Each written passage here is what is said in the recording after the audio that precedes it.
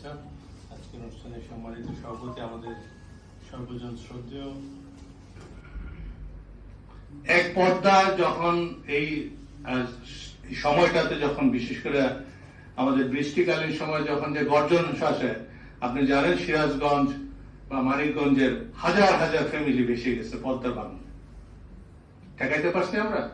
রাষ্ট্রে তো শক্তিশালী সরকার, রাজনৈতিক দল তো কম শক্তিশালী আমরা বিগত সময় দেখলাম না। একটা মানুষকে যখন পদ্মা যখন ভাঙন হয় মানিকগঞ্জ বা ফরিদপুরের সাইডে, ওখানকার প্রভাবশালী মন্ত্রী মিনিস্টার এমপিরা ঠেকাইতে পারে? সুতরাং এই জিনিসটা কেন আমি বলছি যে এই যে সুপার এল নিনো বলি বা সমুদ্র পৃষ্ঠের উচ্চতা বলি, এইগুলো তার মতো করে কিন্তু আমরা যে ডিজাস্টার করছি তার একটা ইম্প্যাক্ট। এটা প্রাকৃতিক বিপর্যয় না।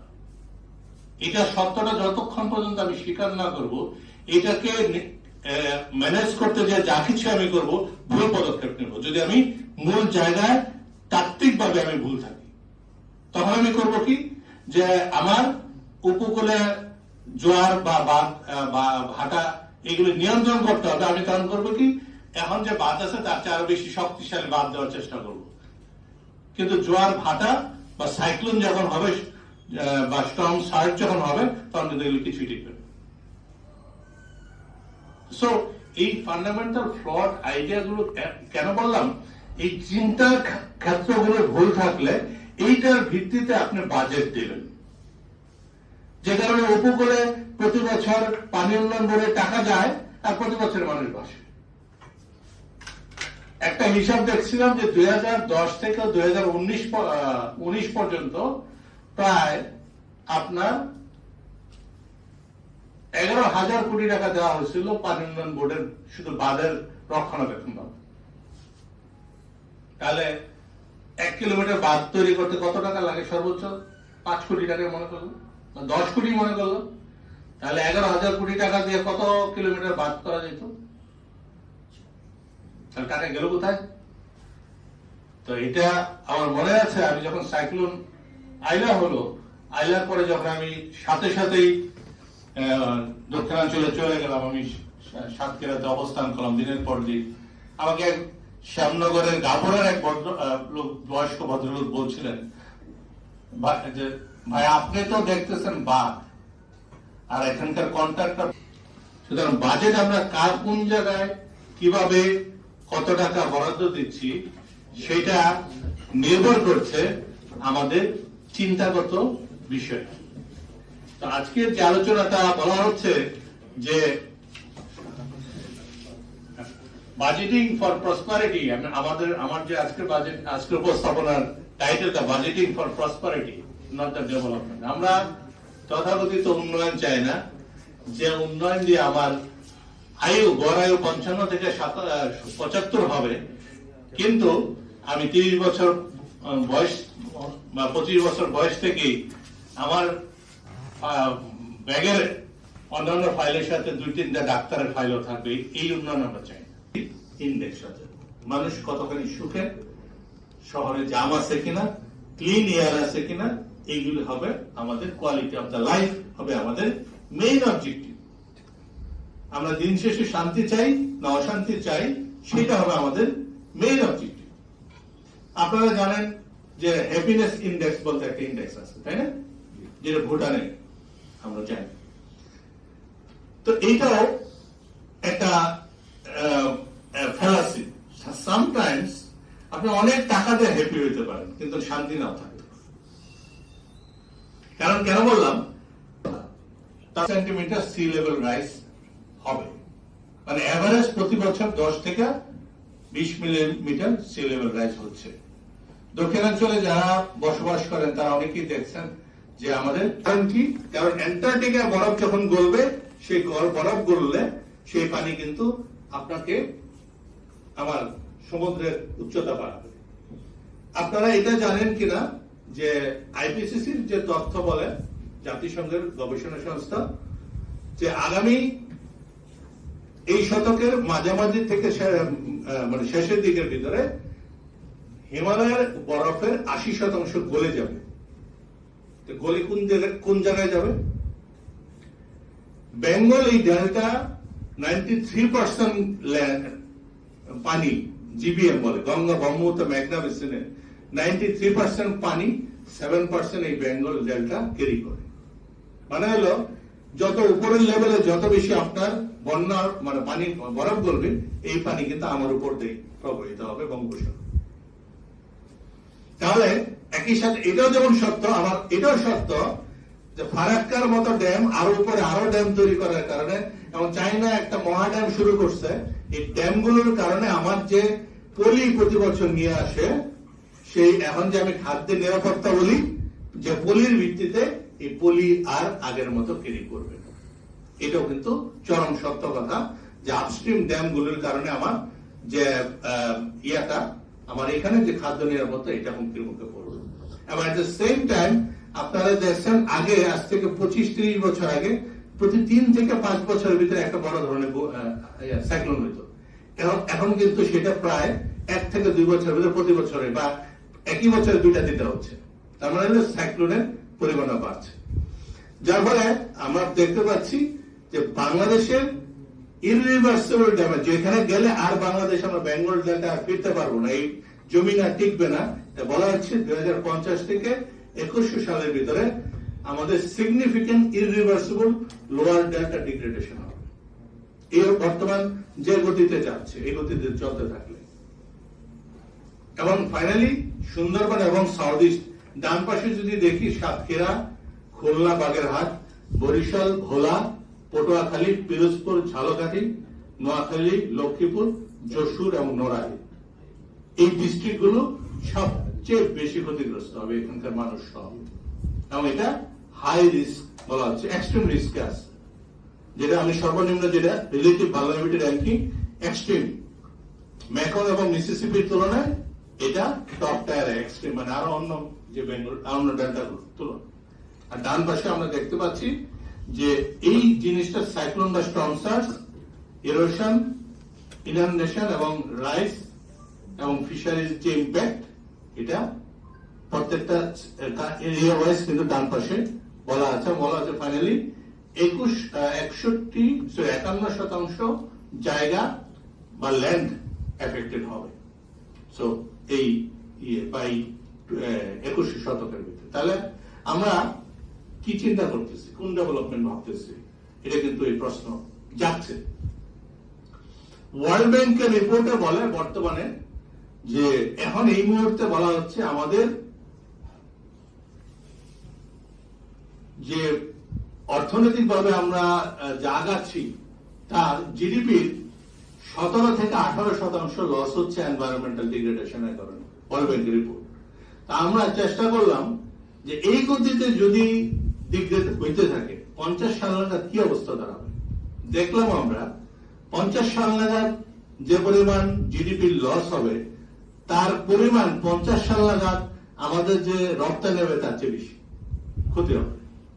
তার মানে কি দাঁড়ালো, তা আমরা $1 ট্রিলিয়ন অর্থনীতি সাজাচ্ছি আর দেখা যাচ্ছে আমাদের নদী, নালা, খাল, বিল, বন সব ধ্বংস হয়ে যাবে, জাতীয়ভাবে যে রপ্তানি করে যে আয় করবো তার চেয়ে বেশি ক্ষতি হবে। এখন কি হয়, এখন যে বলি আমরা প্রায় $50 বিলিয়ন এক্সপোর্ট করি, তো $50 বিলিয়ন এক্সপোর্ট করতে যে আমাদের বর্তমানে কি হচ্ছে, আপনার শীতলক্ষা নাই, বুড়িগঙ্গা নেই, তুরাগ নেই, বালু নেই, এবং মেঘনার একটা বড় অংশ আপনি দখল করে বসে আছে। তার মানে হলো আমাদের বুঝতে হবে যে আমরা যেটা ছাড়া আপনি বাঁচবেন না, নন নেগোশিয়েবল, যেটা স্যার আপনি কোনো নেগোশিয়েট করতে পারবেন না, প্রকৃতির কাছে ধ্বংস করে ভাই আমাকে একটু অক্সিজেন দাও, যে তার কাছে চাওয়ার কোনো সুযোগ থাকবে না। যেটা নন নেগোশিয়েবল সেটাকে ধ্বংস করে আপনি যেটা আপনি চাইলে একবেলা কম খেয়ে বাঁচতে পারেন সেটাকে আপনি অগ্রাধিকার দিচ্ছেন। Is it the economic development or is it the economic suicide? সেই প্রশ্নটা আমাদের চিন্তা করতে হবে। এবং সুন্দরবনের সব বাদ দিয়ে ও যেটা প্রতি বছর এভারেজে আমাকে বিভিন্ন সাইক্লোন থেকে প্রোটেকশন দেয়, সব বাদ জন্ম যা কিছু আমরা করি, এটার অ্যানুয়াল ভ্যালু এই মুহূর্তে $7 বিলিয়ন। $7 বিলিয়ন প্রতি বছর আমাকে অ্যানুয়াল ভ্যালু সুন্দরবনের স্টর্ম প্রোটেকশন ভ্যালুর $7 বিলিয়ন। বুঝা গেছে? আমাদের জাতীয়ভাবে আমরা যে পরিমাণ রেমিটেন্স আসে তার প্রায় 5/1 তাহলে এই যে আমরা এটার ভ্যালিডি কখন হিসাব করছি, যদি সুন্দরবন না থাকতো, এক একটা ঘূর্ণিঝড় ঢাকা পর্যন্ত এফেক্ট করতো, তাহলে কি পরিমাণ আপনাকে ক্ষতি হতো, হিসাব কি আছে আমাদের? কিন্তু আমরা বলি কি, আরে না, সুন্দরবনের কাছে একটা ছোটখাটো বিদ্যুৎ কেন্দ্র, কয়লা বিদ্যুৎ কেন্দ্র, কি এমন ক্ষতি হবে, ওই অল্প একটু বালু টালু দোয়া যাবে বা সাইডে যাবে। আমরা আসলে এই জিনিসগুলো আমাদের হিসাব করা উচিত। এবং এই সুন্দরবনের উপরে প্রায় 17 মিলিয়ন পিপুল আমাদের সারা বাংলা সুন্দরবন সহ অন্যান্য যে আমাদের বায়োডাইভার্সিটি আছে তার উপরে সরাসরি নির্ভরশীল। আজকে সুন্দরবনে মধু আহরণ করে কতগুলি পরিবার বেঁচে থাকে, গুলপাতা আহরণ করে কতগুলি পরিবার বেঁচে থাকে, আপনার মধুপুরের সুন্দরবন মধুপুর অঞ্চলে আনারস চাষ করে কি পরিমাণ আদিবাসী বেঁচে থাকে, এই সবগুলি কিন্তু আমাদের করা উচিত। তো এই জায়গাটায় এসে আমরা প্রশ্নটা হলো যে আমরা ইকোনমির নাম দিয়ে যে প্রকৃতির সাথে আমরা অ্যাডাপ্ট করব, আমাদের সমস্ত ব্যাপকভাবে ডেভাস্টেশন করা হচ্ছে উন্নয়নের নামে, আমাদের পুরনো গাছগুলোকে সমানে কেটে ফেলা হচ্ছে। তো এই বিষয়টা হচ্ছে আমাদের চিন্তা করতে হবে যে একটা ছোট 55,000 বর্গ মাইলের জায়গার ভিতরে আমরা এক ধরনের রিসোর্স ফ্যাসিজম তৈরি করছিলাম, যে যেহেতু আমি ক্ষমতায় এবং আমার জিওগ্রাফিক্যাল বাউন্ডারির ভিতরে এগুলো, আমি মন চাইলে সব গাছ কাটা ফেলবো, আমার মন চাইলে আমি নদী দখল করবো, দূষণ করবো, কি আমাকে বাধা দেয়? একটা রাষ্ট্রীয় রাজনৈতিক ফ্যাসিজম, এটার ইম্প্যাক্টটা সবচেয়ে বেশি পড়া হলো প্রকৃতির উপরে, এটাকে বলি আমরা রিসোর্স ফ্যাসিজম। এটা মাথায় রাখতে হবে যে এটা এই শুধু আগের সরকার না, এখন বা ভবিষ্যতের যে কোনো সরকারের জন্য এটা অ্যাপ্লিকেবল। চিন্তা করতে হবে যেটা আমার লাইফ লাইন, যেটা স্যার আমি সার্ভাইভ করবো না, দ্যাট ইজ দ্য আমার টপ মোস্ট প্রায়োরিটি থাকতে হবে। এবং সেটার ব্যাপারে কোনো ধরনের আমাদের কি বলা যায়, কোনো ধরনের আমাদের non negotiable, and that is the call natural right. বৃষ্টির পানি লাগবে সেচের জন্য, আমার খাদ্যের জন্য ওয়াটার খাদ্য লাগবে, it's a non negotiable natural rights. একটা যে কোনো লিভিং এন্টিটি পৃথিবীতে যখন জন্মগ্রহণ করে, তার এইটুকু ন্যাচারাল রাইটস নিয়ে সে জন্মগ্রহণ করে। রাষ্ট্রের নামে, জাতি রাষ্ট্রের নামে বা রাষ্ট্রের নামে আমি কোন অবস্থাতেই সেটা ডিগ্রেড করার কোন। ফাইনালি যেটা হলো যে ডিসেন্ট্রালাইজেশন। আমার বিদ্যুৎ বা আমার ফসলের উৎপাদনের জন্য, আমার যে খাদ্যের উৎপাদনের জন্য যে বরাদ্দ, সবকিছু সেন্ট্রালে যাওয়ার কোনো দরকার নেই। ভিক্ষা চায় না বা কুত্তা খাওয়ার মতো অবস্থা। যত বেশি উপরে যাবেন তত মেগা প্রজেক্ট দেখবেন, যত মেগা করাপশন। আমরা তো তাই দেখছি। এরা যত ডিসেন্ট্রালাইজ করবেন, যত কমিউনিটি ল্যান্ড ইকোনমি সাজাবেন, আপনার কমিউনিটিতে হাওড় অঞ্চলের কমিউনিটি আর চিটাগাং হিলটেক্টের কমিউনিটি অথবা উত্তরাঞ্চলের তেতুলিয়ার কমিউনিটি তো এক না। তো কেন আপনি সেন্ট্রালি সবকিছু ম্যানেজ করতে যাচ্ছেন? কেন আমরা মনে করি যে ঢাকায় যা বসে থাকি, আমরা এনে বসে আছি, আমরা সব জানি? কেন আমরা মনে করি? যে জানে, যে কমিউনিটি উত্তরাঞ্চলের বা দক্ষিণাঞ্চলের যে জানে গত কয়েকশো বছর ধরে ওরা অবস্থান করছে, সে জানে তার কে কিভাবে সে প্রটেক্ট করতে হবে, তার নদীকে কিভাবে সুরক্ষা দিতে হবে। আমি জানি না। আপনি খুব সুন্দর, আমি খুব বড় পিএইচডি করে আসছি, বড় এডুকেটেড, বা আমি বিশাল ইঞ্জিনিয়ার, আপনি ডিজাইন ভালো করতে পারবেন, কিন্তু কোন সাইক্লোন শেল্টারটা কোন জায়গায় টিকবে ওখানকার কমিউনিটি বলতে পারবে এটা ভেসে যাবে নাকি টিকবে। সো এই ইন্ডিজিনাস নলেজ লেড বা ট্রেডিশনাল নলেজ লেড আমার কমিউনিটি ইকোনমি সাজাইতে হবে, এবং সেটার জন্য আমাদের বর্তমান সেন্ট্রালাইজ ইকোনমিক পদ্ধতির জায়গায় ডিসেন্ট্রালাইজ কমিউনিটি লেড ইকোনমিক ফ্রেমওয়ার্কে যেতে হবে, যেটা কমিউনিটি স্টুয়ারশিপ আমরা বলি। এবং এইটা এটা 3টা স্টেজে সাজাইতে হবে। কিভাবে যাচ্ছে এটা প্রথমে আমাদের অ্যাসেস করতে হবে, কোন অগ্রাধিকারে যাচ্ছে বা কোন অগ্রাধিকার বিহীন যাচ্ছে। অবজেক্টিভ কি? আমাদের পুরো ইকোনমিক অ্যালোকেশন হতে হবে যে নেট ইকোনমিক গেইন।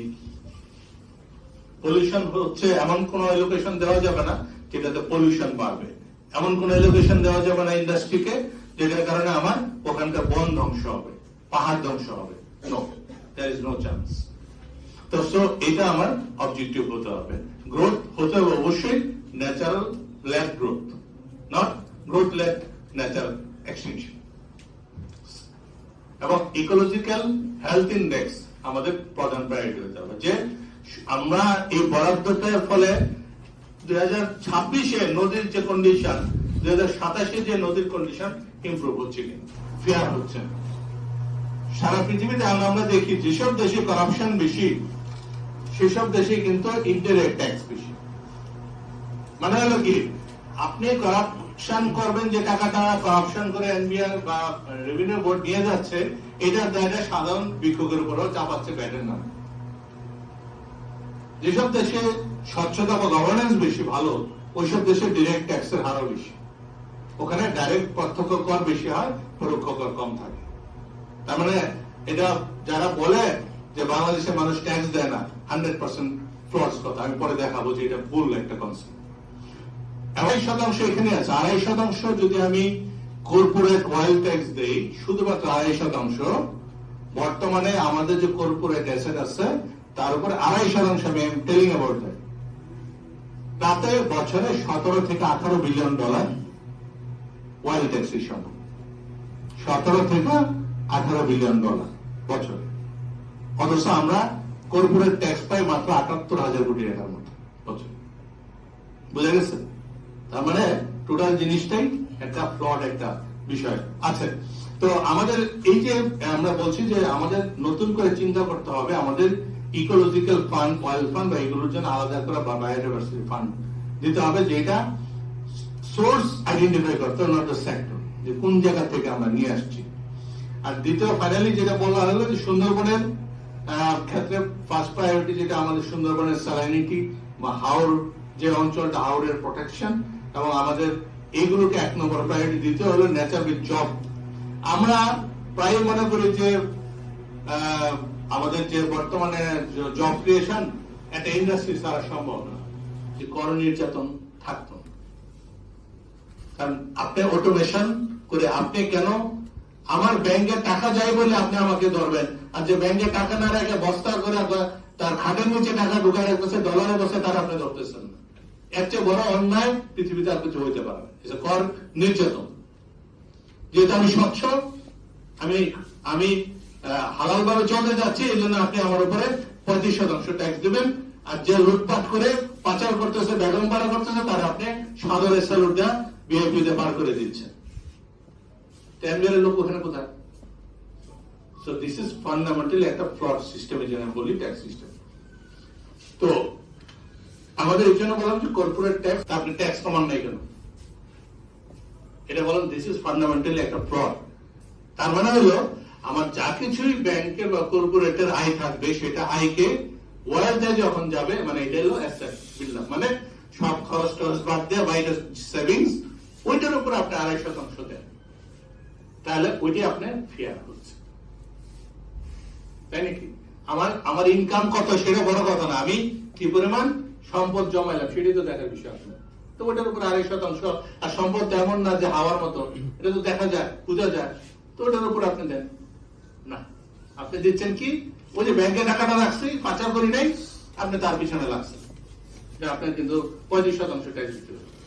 সে কি করবে? সে কি আপনাকে ট্যাক্স দেবে? সে ওরকম ওই আপনার কি বলে ওভার ইনভয়েস করে চাইনিজ কোম্পানিতে বিদেশে টাকা পাচার করে বসে থাকবে, টাকা আপনি আটকাইতে পারবেন।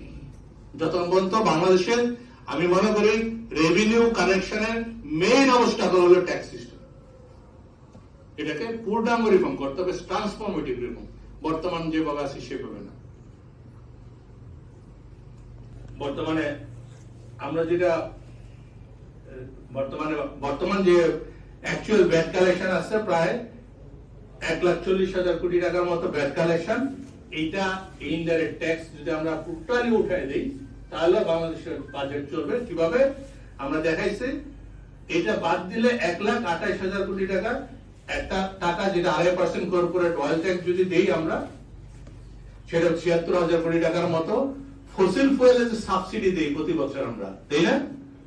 তাহলে এখন আপনি ফসিল ফুয়েলে সবাইকে তো সাবসিডি দেওয়া দরকার নেই। আপনার যারা কমার্শিয়াল সার্ভিস বা যারা কর্পোরেট, সেটাও প্রায় 30,000 কোটি টাকা, 31,000 কোটি টাকা বছরে। আমাদের কার্বন ট্যাক্স, যার গাড়ি 3টা 4টা, একটা গাড়ি এ পর্যন্ত আপনি অ্যালাউ করবেন পরিবারের, আর বাকি 2টা 3টা কার্বন ট্যাক্স দিয়ে দেন। ইন্ডাস্ট্রির বেসিক্যালি কয়টা গাড়ি মিনিমাম প্রয়োজন? 5টা 10টা, বেশি যারা থাকবে কার্বন ট্যাক্স দেন। এটা থেকে বছরে প্রায় 17,500 কোটি টাকা জেনারেট করা সম্ভব। গত 2-3 বছরের বাজেটে কার্বন ট্যাক্স রাখছে, কিন্তু কোনো উপার্জন নেই। কেন নাই? কোন উত্তর নাই। ফাইনালি ফার্টিলাইজার সাবসিডি আমরা দেই, যেটা আপনি যারা ইন দ্য কমার্শিয়াল অপারেশন করে সবাইকে তো ফার্টিলাইজারের সাবসিডি আপনি দেওয়ার দরকার নাই বর্তমানে। এবং গত সপ্তাহে আমি একজন ফার্টিলাইজার ব্যবসায়ীর সাথে কথা বললাম, সে বলে আসলে সাবসিডি তো আমরা পাই, কৃষক পায় না। তা আপনি কাকে সাবসিডি দিচ্ছেন সেটা চিন্তা করা হচ্ছে। যদি সাবসিডি দেন, সরাসরি কৃষকের অ্যাকাউন্টে টাকাটা দিয়ে দেন, দেখেন পরে সাবসিডি রিয়েলি কতটা লাগে। আরেকটা হলো, আমরা এই অ্যাব্রাপ সাবসিডি দেই বলেই যেখানে 5 কেজি ফার্টিলাইজার লাগবে সেখানে ওভার ফার্টিলাইজার ইউজ হয়। রিসেন্টলি আপনারা নিশ্চয়ই দেখছেন, ওয়ার্ল্ড ব্যাংকের একটা রিপোর্টে আসছে প্রায় 50 থেকে 60% over utilisation of the subsidy আছে। আমার মনে হয় আমাদের কৃষিবিদ আছেন, উনি বলবেন এটা নিয়ে, আমি ওটা নিয়ে কথা বলতে চাই। বর্গ মাইলের জন্য প্রায় 20-25 লাখ কর্মকর্তা কর্মচারী কোনো দরকার না। পৃথিবীতে ইকোনমিক্যালি আমাদের চেয়ে আরো বেশি অ্যাডভান্স কান্ট্রিতে তার 1/3 সাইজের কর্মকর্তা কর্মচারীরা খুব সুন্দরভাবে চলতেছে। কেন আমাদের এই মাথাভারী প্রশাসন? আমাদের এইটা কোনো ওয়ে নেই। আমরা চাই বা না চাই, আমরা অনেকেই বিরাট বজন হইতে পারে আমলারা, বা কিন্তু এটা আর কোনো বিকল্প নেই। আমাদের এই সাইজ কমাইতে হবে 30 থেকে 50%।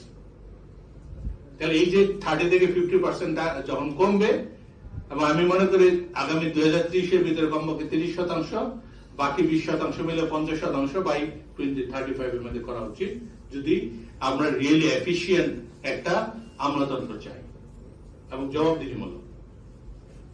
আমি আরেকটা কথা বলছি, সেটা হচ্ছে যে আমরা দেখেছিলাম বাংলাদেশের জাকাতের পটেনশিয়াল কত। আমরা দেখলাম 17 থেকে 18 বিলিয়ন ডলার মিনিমাম বছর, প্রায় 3.5% অফ দ্য জিডিপি।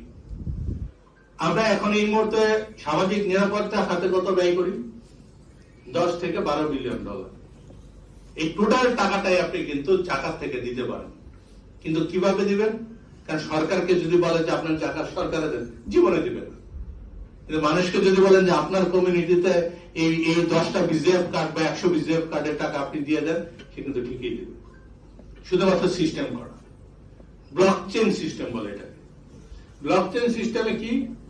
আপনি তালিকা প্রকাশ করবেন, বাংলাদেশে এত মানুষকে এই কার্ডে, এই যে ফ্যামিলি কার্ড বলতেছেন বাদা, যারা এই টাকা দিতে হবে, এই তালিকা এনআইডির এগেইনস্টে আমি আমার টাকা দিয়ে দেবো তাদেরকে।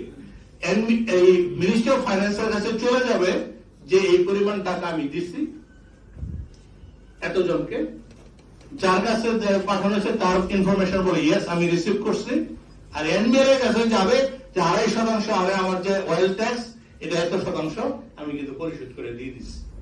শেষ। কেন আমাকে সরকারের কাছে টাকাটা দিতে হবে? কারণ আমরা ওখানে না গেলে তো আমাদের আসলে টাকা পকেটে ভরা যায়। That's the fundamental problem.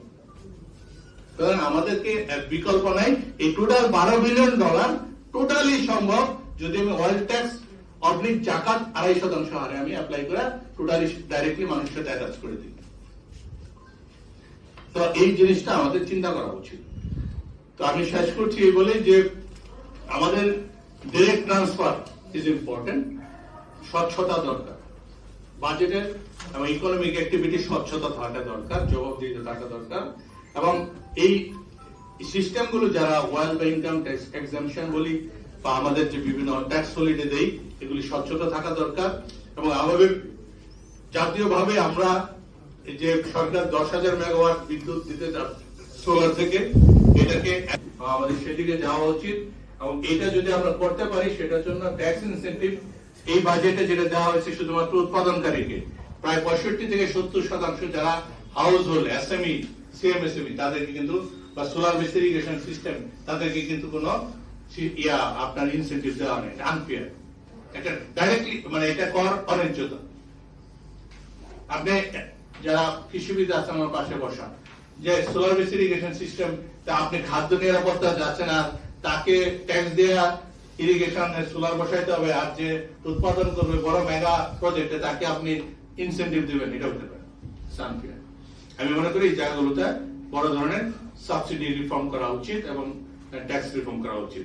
এবং আমরা যদি শুধুমাত্র দেখতে পাচ্ছি যে যদি এক্সিস্টিং যে কারেন্ট যে আমরা ইরিগেশন বন্ড কিনেন, আপনার এলাকার কমিউনিটিতে যে আমি একটা উন্নয়ন কাজ করব, সেটার জন্য আপনার কমিউনিটি বিনিয়োগ করব এত টাকা, আপনি বিনিয়োগ করেন। মনে করেন কথার কথা, আপনি নোয়াখালীর বেগমগঞ্জের যারা আছে বলেন বেগমগঞ্জের এবারের উন্নয়নের জন্য আমার 500 কোটি টাকা লাগবে, তাহলে আপনারা বন্ড কিনেন। আপনার এটা কি এমন কোন ব্যক্তি আছে বেগমগঞ্জের যারা বিদেশ আছে সে $100 মিনিমাম বন্ড কিনবে না? অবশ্যই। কন্ডিশনটা কি? স্বচ্ছভাবে এটা ব্যয় করতে হবে এবং টাকাটা যে বন্ড দিবে, বন্ডের এগেইনস্টে তার যে ইন্টারেস্ট বা লাভ 4 থেকে 5% ব্যাংকে দিয়ে দিতে হবে সময়। তো সেটা করলে বছরে $100 করে যদি হয়, বছরে মিনিমাম $1 বিলিয়ন, 1 কোটি লোক। তো সো আমরা এই জন্য বললাম যে আমাদের আসলে চিন্তা করা দরকার যে আমরা নেট ইকোনমিক গেইন কেন্দ্রিক যদি যাই, আমাদের ইকোনমি, আমাদের যে অর্থনৈতিক সমৃদ্ধি, নট অগ্রগতি, সমৃদ্ধি, নট উন্নয়ন, সমৃদ্ধি আমাদের অ্যাচিভ করা সম্ভব। এবং আমাদের সুন্দরবন সহ প্রাকৃতিক ভাবে যে আমাদেরকে স্রষ্টা আমাদেরকে যে আদর করে ভালোবেসে সাজানো, আমরা বেঁচে থাকতে পারবো, আমাদের এক্সিস্টেন্সিয়াল থ্রেট হবে না।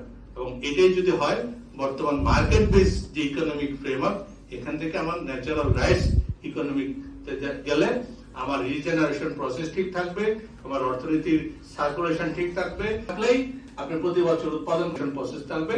আর যদি এবং কমিউনিটি কেন্দ্রিক আমার অর্থনীতি সাজাই, কমিউনিটি এন্টারপ্রাইজ করি, তাহলে আমার আবার সে বাংলাদেশের যে এক সময় ভিত্তিক অর্থনীতির যে বা কার্যক্রম ছিল সেইটা আমাদের আবার ফিরে আসা সম্ভব হবে। আদারওয়াইজ বাম সাইডের যে কাজটা দেখতে পাচ্ছি যে মার্কেট বেস ইকোনমি হলে আরো বেশি ওয়েস্ট, আরো বেশি প্রকৃতির বিপর্যয়, আরো বেশি আমার অস্তিত্ব সংকটে পড়বে এই জাতি। এবং এখানেই আমি শেষ করছি। এগুলো প্রেজেন্টেশন আপনারা চাইলে পরবর্তীতে আমি শেয়ার করতে পারবো। আমাদের শুধু মনে রাখতে হবে যে এটা বদ্বীপ। আমরা যদি আমাদের এইসব ডিগ্রেডেশন, অর্থনৈতিক উন্নয়নের নামে ডিগ্রেডেশন চালাইতে থাকি, তাহলে বদ্বীপ তার অস্তিত্বের সাথে আপনাকে ডুবাই দেওয়া হলো, সে টিকে থাকবে, আপনি ডুবে যাবেন, আমি ডুবে যাব, এই আবার হয়তোবা টিকে থাকবে, কিন্তু আমাদের অস্তিত্ব থাকবে না। আপনারা যারা সুন্দরবনে যান, ভিতরে কোনো সময় যাওয়ার সুযোগ থাকলে দেখবেন খুব গভীরে কিছু কিছু ইটের দালান পাওয়া যায়। আমি নিজে সেখানে গিয়ে দেখেছি পুরনো ইট। এখানে এক সময় সুন্দরবনের ভিতরে যে জায়গাটা একসময় এরকম তারা ডেভেলপমেন্ট করছিল, সেটা ডুবাইতে সুন্দরবন গজায় উঠছে। সুতরাং আমাদের যদি আমরা ডেভেলপমেন্টের নামে, ইকোনমির নামে এরকম অত্যাচার করতে থাকি, তাহলে আমাদের হারের উপরে, আমাদের মৃতদেহের উপরে কিন্তু প্রকৃতি দাঁড়ায় যাবে। থ্যাংক ইউ ভেরি মাচ সবাই।